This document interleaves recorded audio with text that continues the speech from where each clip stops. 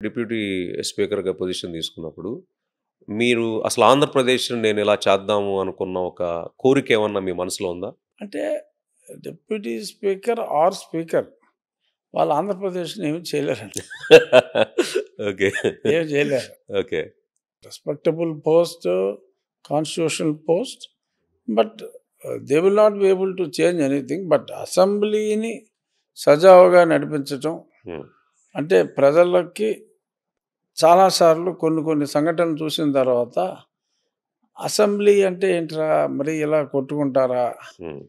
చిన్నపిల్లలకు కూడా ఏంటంటే అసెంబ్లీ అంటే ఏదో ఏదో స్టంట్ జరిగే ఎరీనా లాగా అరుపులు, పెడబొబ్బలు కాకుండా అలాగా అనిపించినాయి కొన్ని చాలా హ్మ్. సంఘటనలు. అవునండి. అటువంటివేమీ లేకుండా పలానా స్పీకరు, పలానా డిప్యూటీ స్పీకర్ ఉన్నప్పుడు హౌస్ చాలా బాగా నడిచిందిరా అని అనిపించుకోగలిగితే అదే సార్ నేను అడిగిన ఆశయం నిజంగా అదే. ఎందుకంటే లాస్ట్ 4, 5 ఇయర్స్ మనం చూసినప్పుడు ఇంతకుముందు అవును. అరుపులు అంటే అన్‌పార్లమెంటరీ లాంగ్వేజ్ మాట్లాడటం అవును. గాని, సో మాట్లాడితే నాయకుడు సంతోషించడం. నాయకుడు సంతోషించటం, అక్కడ నవ్వటం ఇవన్నీ ఉన్నాయి.